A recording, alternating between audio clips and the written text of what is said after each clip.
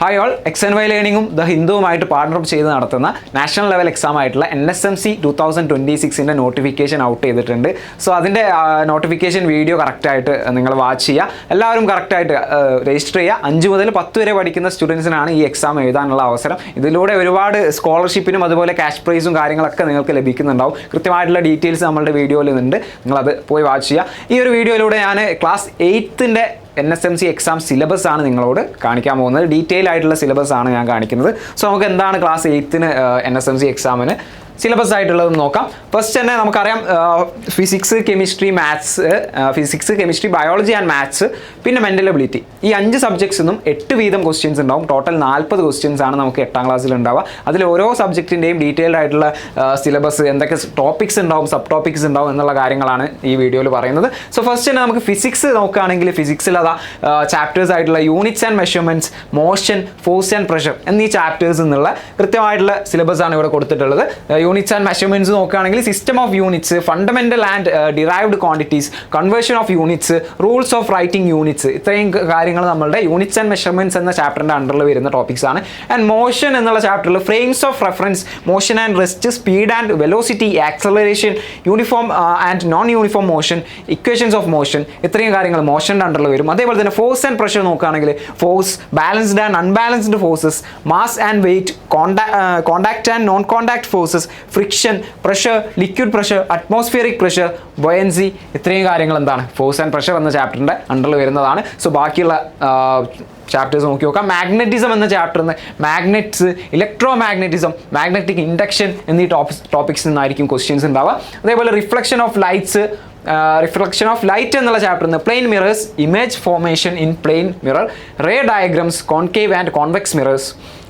Heat എന്നുള്ള chapter നോക്കുകയാണെങ്കിൽ temperature scales, convection, radiation, sea and land breezes, insulators and conductors. Next static electricity എന്നുള്ള chapter, electric current, electric potential, conductors and insulators, earthing, methods of charging, capacitor, thunder and lighting. Okay, so ഇത്രയും chapters ആണ് നമുക്ക് physics എന്ന് വരുന്നത്. നോക്കാം 1, 2, 3 and 4, 5, 6, 7 chapters നിന്ന് different topics നിന്നായിട്ട് നമുക്ക് questions ഉണ്ടാവും. അപ്പോൾ കൃത്യമായിട്ട് നിങ്ങൾ ഈ ഒരു സിലബസ് നോക്കിയിട്ട് തന്നെ നിങ്ങളുടെ പ്രിപ്പറേഷൻ മുന്നോട്ട് കൊണ്ടുപോകേണ്ടതുണ്ട്. Okay, yes. നെക്സ്റ്റ് ആയിട്ട് നമുക്ക് കെമിസ്ട്രീൻ്റെ ഡീറ്റെയിൽഡ് ആയിട്ടുള്ള സിലബസ് നമുക്ക് നോക്കാം. ഫസ്റ്റ് ചാപ്റ്റർ മാറ്റർ ആണ്. മാറ്റർ എന്നുള്ള ചാപ്റ്ററിൽ നിന്ന് states of matter, properties of matter, change of state, melting and boiling points, latent heat, ഇത്രയും കാര്യങ്ങളാണ് ആ ഒരു ടോപ്പിക്കിൻ്റെ അണ്ടറിൽ വരുന്നത്. എലമെൻറ്റ്സ്, കോമ്പൗണ്ട്സ് ആൻഡ് മിക്സ്ചേഴ്സ് എന്ന് നമുക്ക് pure substances, mixtures, classifications, minerals, elements and compounds, periodic symbols, ഇത്രയും ടോപ്പിക്സ് ആണ് നമ്മളുടെ എലമെൻറ്റ്സ്, കോമ്പൗണ്ട്സ് ആൻഡ് മിക്സ്ചേഴ്സ് എന്നുള്ള ചാപ്റ്ററിൻ്റെ അണ്ടറിൽ വരിക. ഫിസിക്കൽ ആൻഡ് കെമിക്കൽ ചേഞ്ചസ്, ആ ഒരു ടോപ്പിക്ക് നോക്കുകയാണെങ്കിൽ physical changes, chemical changes, chemical equations, balancing, rusting, types of changes, ഇത്രയും കാര്യങ്ങളൊക്കെ എന്ത് വരുന്നുണ്ട് കെമിസ്ട്രീൻ്റെ അണ്ടറിൽ വരുന്നുണ്ട്. And also acids and bases എന്നുള്ള ചാപ്റ്ററിൽ നിന്ന് acids, bases, indicators, pH scale, neutralisation, soap preparation, reactions of acids. Next chapter metals and non metals നോക്കുകയാണെങ്കിൽ characteristics of metals, characteristics of non metals, reactions, oxides, corrosion, alloys, ഇതൊക്കെ ഈ ഒരു ചാപ്റ്ററിൻ്റെ അണ്ടറിൽ വരുന്നുണ്ട്. വാട്ടർ നോക്കുകയാണെങ്കിൽ characteristics, pollution, water treatment and chemistry in everyday life, അതിൽ വരുന്നത് ഫൈബേഴ്സ് ആൻഡ് പ്ലാസ്റ്റിക്സ്, റബ്ബർ, ഇത്രയും കാര്യങ്ങളാണ് എന്ത് കെമിസ്ട്രീൻ്റെ അണ്ടറിൽ വരുന്നത്. സോ നിങ്ങൾക്ക് കാണാൻ പറ്റും 3, 4, 5, 6, 7 ടോപ്പിക്സ് നിന്നായിട്ട് ഡിഫറെൻറ്റ് സബ് ടോപ്പിക്സ് നമുക്ക് കാണാൻ പറ്റും. അതിൽ നിന്നൊക്കെ നിങ്ങൾക്ക് എന്ത് വരാം ക്വസ്റ്റ്യൻസ് വരാം. ഓക്കെ, സോ കൃത്യമായിട്ട് നിങ്ങൾ എന്ത് ചെയ്യണം, കെമിസ്ട്രീൻ്റെ ഒക്കെ കാര്യത്തിൽ നമ്മൾ ഒരുപാട് റിയാക്ഷൻസും കാര്യങ്ങളൊക്കെ ഉള്ളത് കൊണ്ട് തന്നെ നല്ല രീതിക്ക് അത് നോട്ട് ചെയ്ത് വെച്ചിട്ട് പഠിക്കേണ്ടതുണ്ട്, ബൈ ഹാർട്ട് ചെയ്യേണ്ടതുണ്ട് അല്ലേ. സോ അതൊക്കെ കൃത്യമായിട്ട് നിങ്ങൾ ഇപ്പോഴേ പ്ലാൻ ചെയ്ത് തുടങ്ങിയാലേ നിങ്ങൾക്ക് എക്സാമിന് നല്ലപോലെ എക്സൽ ചെയ്യാൻ പറ്റുള്ളൂ എന്നുള്ള കാര്യം നിങ്ങൾ മനസ്സിലാക്കാം.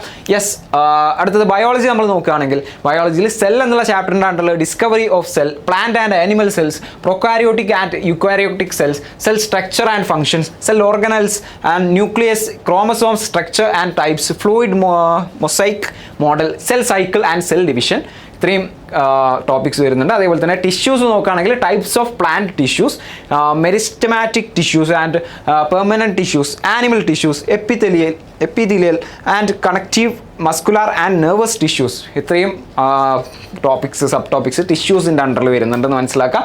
യെസ്, നെക്സ്റ്റ് മൈക്രോ ഓർഗാനിസം എന്നുള്ള ചാപ്റ്ററിൽ classification of micro organisms, virus, food spoilage, micro organisms uses, nitrogen fixation, nitrogen cycle, micro algae.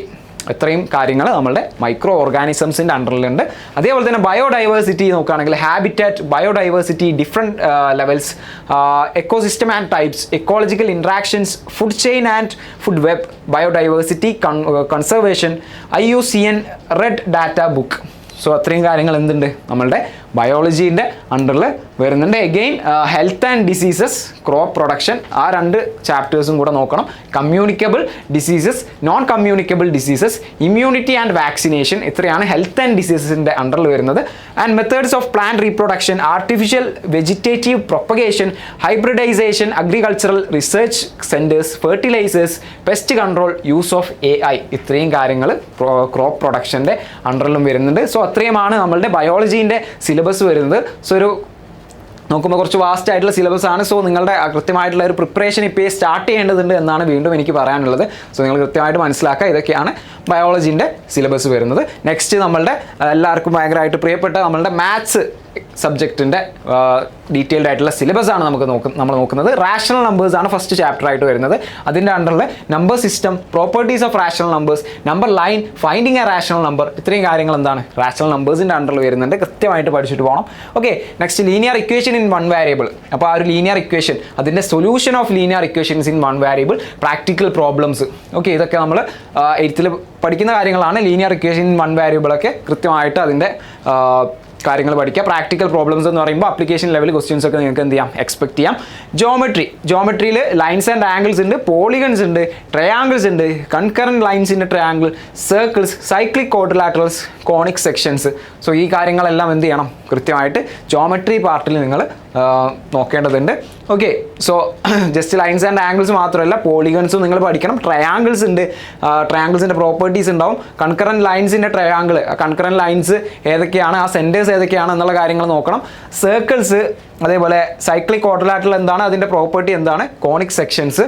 Yes, next quadrilateral എന്നുള്ള ചാപ്റ്ററിൽ നമുക്കറിയാം പോളിഗൺസിൻ്റെ അണ്ടറിൽ ക്വാഡ്രിലാറ്ററൽ വരും. ആ ക്വാഡ്രിലാറ്ററൽ എന്തൊക്കെയാണ് വരുന്നത് നോക്കാം. പോളിഗൺസ് എന്താണെന്ന് നോക്കും. Angles and properties of quadrilaterals, exterior angle properties, types and properties of quadrilaterals, ഇത്രയും കാര്യങ്ങൾ എന്തുണ്ടാവും ക്വാഡ്രിലാറ്ററൽസ് ചാപ്റ്ററിൻ്റെ അണ്ടറിൽ വരുന്നുണ്ട്. കൃത്യമായിട്ട് നിങ്ങൾ പഠിച്ചിട്ട് പോകണം. കുറേ ടൈപ്പ് ക്വാഡ്രിലാറ്ററൽസ് ഒക്കെ നമ്മൾ പഠിക്കുന്നുണ്ടല്ലേ. Types and properties of quadrilaterals എന്താണ്, റെക്ടാംഗിൾ, സ്ക്വയർ, റോംബസ് എന്നൊക്കെ പറഞ്ഞ് കുറേ ടൈപ്സ് നമ്മൾ പഠിക്കുന്നുണ്ട്. അത് കൃത്യമായിട്ട് നിങ്ങൾ പഠിച്ചിട്ട് പോകണം. ക്വസ്റ്റ്യൻസ് ഉണ്ടാവും. ഡാറ്റ ഹാൻഡ്ലിംഗ് നോക്കുകയാണെങ്കിൽ different types of graphs, organising data, grouping data, pie chart, chances and probability. So ഇത്രയും കാര്യങ്ങൾ ഡാറ്റ ഹാൻഡ്ലിങ്ങിൻ്റെ അണ്ടറിൽ വരുന്നുണ്ടെന്ന് മനസ്സിലാക്കുക. Next exponents and powers with negative exponents, laws of exponents, square numbers and their properties, Pythagorean triplets, square roots, cube and cube roots, ഇത്രയും കാര്യങ്ങൾ exponents and പവേഴ്സിൻ്റെ അണ്ടറിലും വരുന്നുണ്ട്. Okay, ഇനി പ്രാക്ടിക്കൽ മാത്തമാറ്റിക്സിലേക്ക് നോക്കുകയാണെങ്കിൽ ratios and percentages, right, and profit and loss, time and work, time speed and distance, direct and indirect proportions, simple interest and compound interest, അതാണ് SI, CI എന്ന് കൊടുത്തിട്ടുള്ളത്. So അതൊക്കെ നിങ്ങൾ കൃത്യമായിട്ട് നോക്കേണ്ടതുണ്ട്. അൾജിബ്രായിക് എക്സ്പ്രഷൻസ്, ആ ഒരു ചാപ്റ്റർ എന്നാണെങ്കിൽ types of algebraic expressions, addition, subtraction, multiplication and division of algebraic expressions, factorisation of algebraic expressions and standard identities.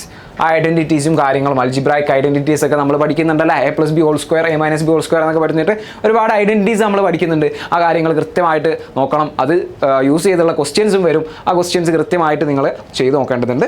Mensuration എന്നാണെങ്കിൽ ഏരിയാസ് ഓഫ് ക്വാഡ്രിലാറ്ററൽസ് ഉണ്ടാവും, അതേപോലെ ട്രയാങ്കിൾസിൻ്റെ areas and volumes of solid shapes, അത്രയും കാര്യങ്ങൾ mensuration പാർട്ടിൽ നിന്ന് നിങ്ങൾക്ക് ഉണ്ടാവും. സോ അത്രയാണ് നമ്മളുടെ മാത്സിൻ്റെ സിലബസ് വരുന്നത്. സോ കൃത്യമായിട്ട് നോക്കാം. യെസ്, എത്രയാണ് 9 ചാപ്റ്റേഴ്സ് എന്നായിട്ട് different topics and sub topics എന്നായിട്ട് നിങ്ങൾക്ക് ക്വസ്റ്റ്യൻസ് ഉണ്ടാവും. ഓക്കെ, അപ്പോൾ മാത്സിൻ്റെ കേസ് നിങ്ങൾക്ക് അറിയാം. നിങ്ങൾ ലാസ്റ്റ് ടൈമിലൊന്നും ഇരുന്നിട്ട് പഠിച്ചിട്ട് വലിയ ഉപകാരം നിങ്ങൾക്ക് ഉണ്ടാവില്ല. നിങ്ങൾ ഇപ്പോഴേ പ്രാക്ടീസ് ചെയ്ത് തുടങ്ങണം അല്ലേ. നമ്മൾ നേരത്തെ പ്രാക്ടീസ് ചെയ്ത് തുടങ്ങണം. ഡെയിലി നിങ്ങൾ പ്രാക്ടീസ് ചെയ്യേണ്ടതുണ്ട്. എന്നാലാണ് മാത്സ് നിങ്ങൾക്ക് നല്ല അടിപൊളിയായിട്ട് വർക്കൗട്ട് ചെയ്യാൻ പറ്റുക. എക്സാമിനൊക്കെ നല്ലപോലെ സ്കോർ ചെയ്യാൻ പറ്റണമെങ്കിൽ എന്ത് ചെയ്യണം, ഡെയിലി നിങ്ങൾ മാത്സ് പ്രാക്ടീസ് ചെയ്യേണ്ടതുണ്ട്.